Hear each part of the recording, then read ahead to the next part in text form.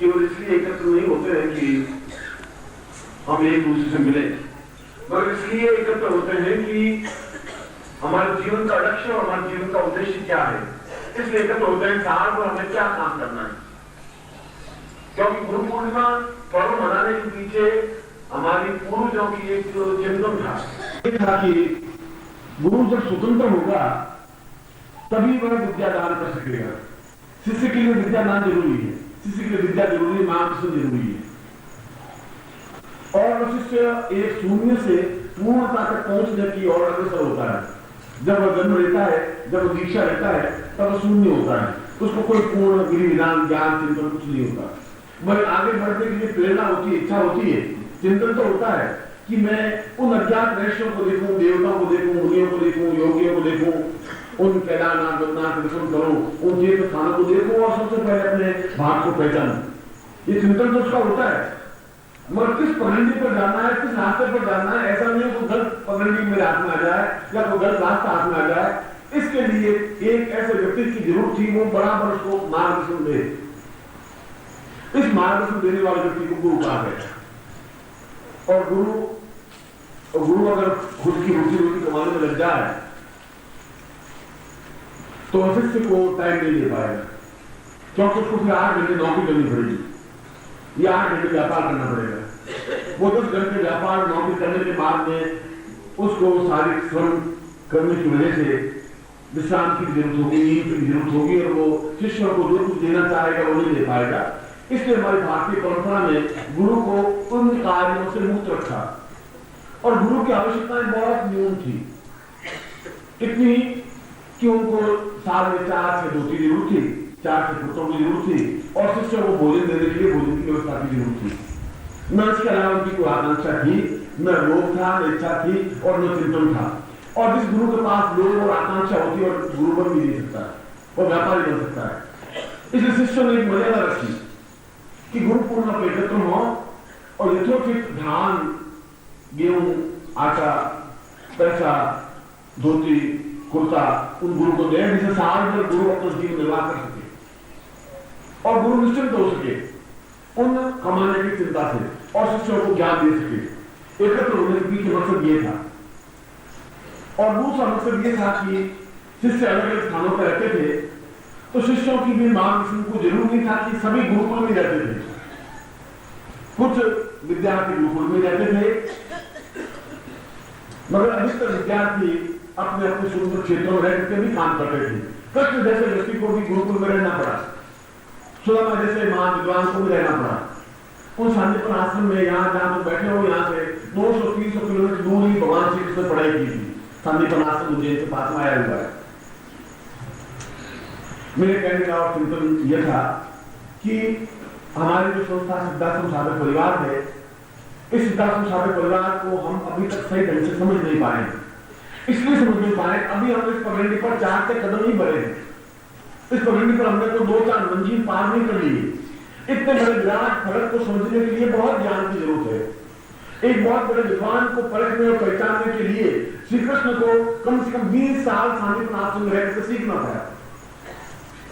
तब उस विद्या में भी निष्णात हो सके, तब सुदर्शन चक्र के ज्ञान में भी निष्णात हो सके और भीष्म पितामह जैसे व्यक्ति को भी कहना था कि आप अपने आप में अन्यतम विद्वान योगी हैं। इसलिए कि उन्होंने उन सब विद्याओं ज्ञान को प्राप्त किया और जब तक वह ज्ञान प्राप्त नहीं हो पाता और वह ज्ञान प्राप्त होता है गुरु के सानिध्य से। लोहे को आप चुंबक से दूर रखें तो लोहा चुंबक नहीं बन सकता है और लोहे को पारस से दूर रखें तो पारस नहीं बन सकता, स्वर्ण नहीं बन सकता। सोना बनने के लिए तो लोहे को रगड़ खानी पड़ेगी और वह उस चुंबक से रगड़ खाएगा तो चुंबक बन जाएगा। और शिष्य को भी सारा बनने एक बार रगड़ खानी पड़ेगी, आना ही पड़ेगा उस गुरु के साथ, उन गुरु के चरणों के साथ, उनके जीवन के साथ, उनकी मर्यादा के साथ, उनकी पद्धति के साथ। और ये समझना पड़ेगा कि मैं और मेरी व्यवस्था है, मेरी मजबूरी ऐसी है कि मैं पूरे साल भर आपके आश्रम में नहीं रह सकता। मेरा व्यापार है, मेरा ग्रस्त है, मगर आप जो मुझे आज्ञा दे, मुझे गाइडेंस दे, जो मार्गदर्शन दे, उस मार्गदर्शन पर मैं चलने को तैयार हूं, जो भी मुझे समय मिल पाएगा। हमने आपको तो फ्री किया है, आपको मैं द्रव्य दिया है, आपको वस्त्र दिया है, आपको कुर्ता दिया है, आपके परिवार को पालन पोषण के लिए आटा दिया है, आपको सुनते हैं। मगर उसको इकट्ठा करने के लिए हमें वापस परिश्रम करना पड़ेगा। वो अपनी जगह सही है, उसमें मर्यादा वही थी, आज भी मर्यादा वही है। आज कुछ शिष्य या कुछ अपने बच्चों को गुरुकुल में भेजते हैं।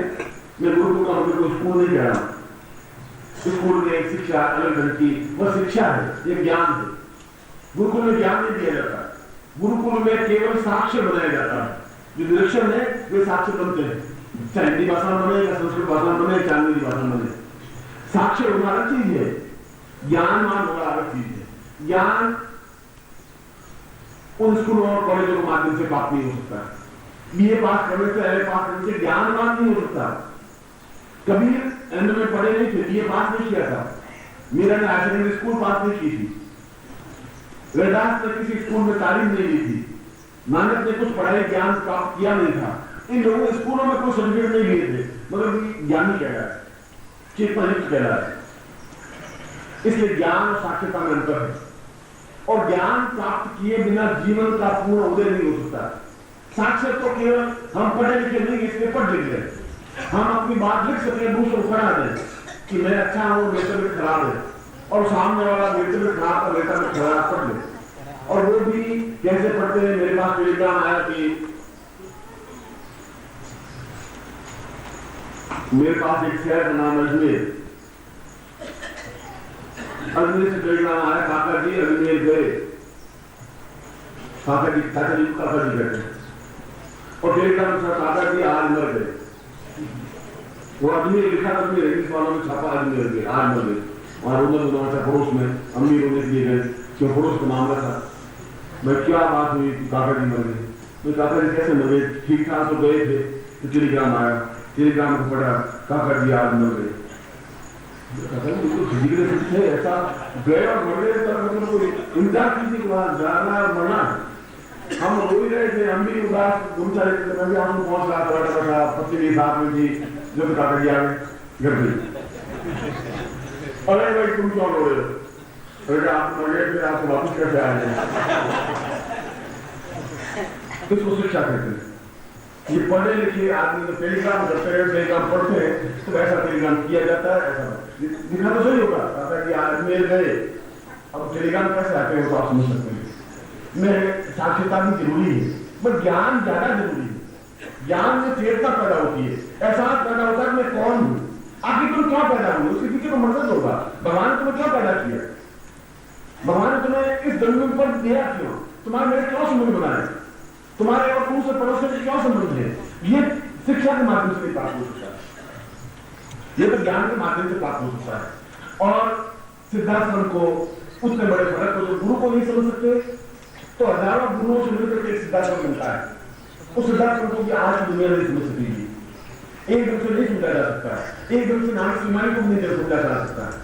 उस नानक सीमानी की आलोचना हो गया, मैं कुछ बात कहूंगा तो शायद आप कहेंगे स्वार्थी आदमी है, छली है, धोखेबाज है, कुछ मुझे भला कहेंगे, कुछ बुरा कहेंगे। ऐसा तो दुनिया में कृष्ण को भी सैकड़ों लोग दूरी दिए हैं। बैठा बैठा कह रहा था कि ये कृष्ण नहीं मरेगा, ये मर जाए तो मेरा दुर्योधन जीत जाएगा, इसको तुम हटा दो। संजय ये बीच में बहुत गड़बड़ कर रहा है। अब उनके हाथ में बात नहीं, क्योंकि वो ज्ञानवान था, साक्षर होकर मर जाता। मैं ज्ञानवान था तो मालूम था कि मुझे पांडवों को कहां हटाना है, क्या खड़ा करना है, और मुझे सारथी ही बनना है। अगर मैं सारथी नहीं बना, मैंने युद्ध किया तो मैं आ जाऊंगा, मेरे कुछ नुकसान हो जाएगा। मगर ये दूसरी कहानी है कि उन्होंने युद्ध क्यों नहीं किया, युद्ध में शक्ति भाग क्यों नहीं लिया, उन्होंने क्यों कहा कि मैं शस्त्र उठाऊंगा ही नहीं, सारथी क्यों बने, ये सब दूसरी कहानी हुई। जब कभी ज्ञान की चर्चा करेगी, कृष्ण को कभी प्रवचन देना पड़ेगा, मैं उस बात को समझाऊंगा तो उसके पीछे उनकी पूर्ति क्या थी। मगर ज्ञान शिक्षा में अंतर है। इसलिए हम जिस संस्था से जुड़े हुए हैं, वो संस्था अपने आप में हजार योगियों से बनी हुई संस्था है, जो पूरे विश्व का एक आध्यात्मिक नियंत्रण करती है। कल भी मैंने समझाया था कि जीवन के दोनों पक्ष जरूरी है। भौतिक पक्ष बहुत जरूरी है तुम्हारा, मगर तुम्हारा आध्यात्मिक पक्ष भी बहुत जरूरी है। भूख है, अगर भूख नहीं मिलती तो आदमी छिपका के मर जाता है, बहुत रोता है, फट मारता है, तकलीफ आता है, टेंस देखता है, मैं जिंदगी में कुछ नहीं किया, जिंदगी ने किया उन्होंने मेरे लिए कुछ नहीं किया, ये पत्नी मेरे कहना नहीं मानती, ये बेटे बिल्कुल अलग हो गए, ये बहू बिल्कुल अलग हो गई, मैं अकेला पड़ गया हूँ, ये पैसा क्या काम करना, शक्कर खा नहीं सकता, मैं घी खा नहीं सकता, बहुत दुखी होता है। एक सेटिस्फैक्शन जो आना चाहिए, संतोष आना चाहिए, वो नहीं आता। वो ज्ञान के माध्यम से आ सकता है। और सिद्धार्थ साधु परिवार की मुख्य यही था, और आप सभी उस सिद्धार्थ साधु परिवार के अंगीभूत रूप में, कल भी मैंने प्रवचन में कहा था कि मैं आपको जो दीक्षा दे रहा हूं, मैं आपको जो चेतना दे रहा हूं, उन विषयों के सामने दे रहा हूं। आप नहीं देख रहे हैं तो आप अपने घर के अपने पिताजी को नहीं देख रहे, इसमें बैठे बैठे पिताजी आपके घर में जरूर बैठे हुए हैं, आपकी माता जी, आप जिस गांव से आए, जिस घर से आए, उस घर में आपकी माता जी बैठी है, पिताजी बैठे हैं, आपकी पत्नी बैठी है, भाई बैठे हैं, और आप नहीं देख रहे हैं। पर इसका मतलब ये नहीं देख रहे, इसका मतलब वो है ही नहीं, ऐसा नहीं है। आपकी आंखों में ताकत नहीं है, आप नहीं देख सकते। और मैं इसमें जो लड़का बैठा हूं देख रहा हूं कि और क्या कर रहा है, बेटी बहू क्या कर रही है, देख रहा हूं। आप अगर कोई चीज नहीं देख पाए, इसका मतलब ये नहीं कि संसार में वो चीज है ही नहीं। और जब मैं कह रहा हूं सिद्धार्थ है और आप नहीं देख पाए, और मैं कह रहा हूं कि मेरे बात आपके अलावा कुछ ऋषि साधु मेरे से सुन रहे हैं, तो बैठे हुए आप नहीं देख पाए, ये आपकी न्यूनता है। न्यूनता इसलिए है कि आप लोगों को ज्ञान की गरिमा नहीं है, उस नहीं, मगर वो प्राप्त करना है। वो ज्ञान गुरु के माध्यम से प्राप्त हो सकता है, वह ज्ञान शिक्षा के माध्यम से प्राप्त नहीं हो सकता। और इसीलिए गुरु पूर्णिमा के अवसर पर गुरु बुलाता है, एक अपना स्पर्श देने के लिए, एक अपनी रगड़ देने के लिए, कि इसमें चेतना पैदा हो सके, ज्वाला पैदा हो सके, आग पैदा हो सके, ये वापिस नए दीपक बन सके, लपट बन सके, और हजारों हजारों लोगों को रोशनी दे सके। एक छोटा सा टिमटिमाता वो दीवा भी 5 फीट के अंधेरे को दूर कर देता है। 5 फीट तो बहुत बड़ी बात है, 5 फीट का घेरा बनाए तो 22 फीट घेरा बनता है। 22 फीट के घेरे को छोटा टिमटिमाता दिया बंद कर सकता है, अंधेरे को दूर कर सकता है। तो आपको हजारों हजारों दीपक है, लपट है, आग है, आग पूरे भारत से फैले हुए चीज है। इस कमरे में बैठे हुए व्यक्ति केवल गुजरात में नहीं बैठे हुए, केवल मध्य प्रदेश के बैंकिंग के नहीं बैठे हुए, ये तो पूरे भारत से बैठे हुए व्यक्ति है। यदि इसका नक्शा फोटोग्राफी ली जाए, पूरे भारत का फोटोग्राफी आएगी। आप पूरे भारत में फैले हुए चेतना पुंज है, लपट है, आग है। और यदि आप जिस दिन समझ लेंगे कि मैं रगड़ खा के आया, मुझे काम करना है, क्योंकि मुझे वापिस साल बाद जाके जवाब देना है, मिलना नहीं है गुरु जी से, मिलने की कोई क्रिया नहीं है। मैं सुबह भी वैसे पूजन वैसा चिंतन नहीं कराना चाहता हूं, मैं ऐसा मेरी इच्छा नहीं है। भारतीय परंपरा जीवित रह सके, गुरु का पूजन हो, गुरु का पूजन जीवित हो, इस बात को मैं भी स्वीकार करता हूं। मगर केवल पूजन करने से तुमको अभी ये नहीं, इसके अलावा ज्ञान चेतना का मेरा आदान प्रदान होना चाहिए। आज नहीं कह सकता, आने वाला पीढ़ियां, आने वाला युग और आने वाला समय तुम इस बात को एहसास जरूर कर सकोगे कि गुरु जी मुझे बहुत सही बात कह रहे थे। उन्होंने जो कुछ दिया वो अपना आप में अद्वितीय है, अन्यतम है, जो इन आंखों से आप वर्षों को देख सकोगे जो आप नहीं देख पा रहे हैं, ऐसी गारंटी। और उन ये चरण चक्षुओं के अलावा दिव्य दृष्टि भी है, आत्मदृष्टि भी है और ज्ञान दृष्टि भी है। मैं आपको ज्ञान दृष्टि दे रहा हूं। ज्ञान दृष्टि के आगे की स्टेज दिव्य दृष्टि है, और जब दिव्य दृष्टि प्राप्त हो जाती है, संजय को दिव्य दृष्टि प्राप्त है, और दिल्ली में बैठा हुआ उस कुरुक्षेत्र के सैकड़ों मील दूर उस युद्ध के एक एक घटना को देख सकता है, तो आप उस दिव्य दृष्टि को प्राप्त कर सकते हैं। वो भी हमारे पूर्वजों की संपत्ति थी, ज्ञान था। अगर कृष्ण देख सकते थे तो फिर आप भी देख सकते हैं।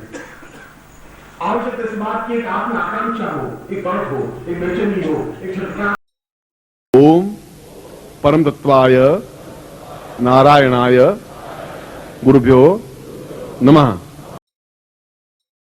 ओम ह्रीं मम प्राण देह रोम प्रतिरोम चैतन्य जाग्रय ह्रीं ओम नमः। ओम भूर्भुवः स्वः तत्सवितुर्वरेण्यं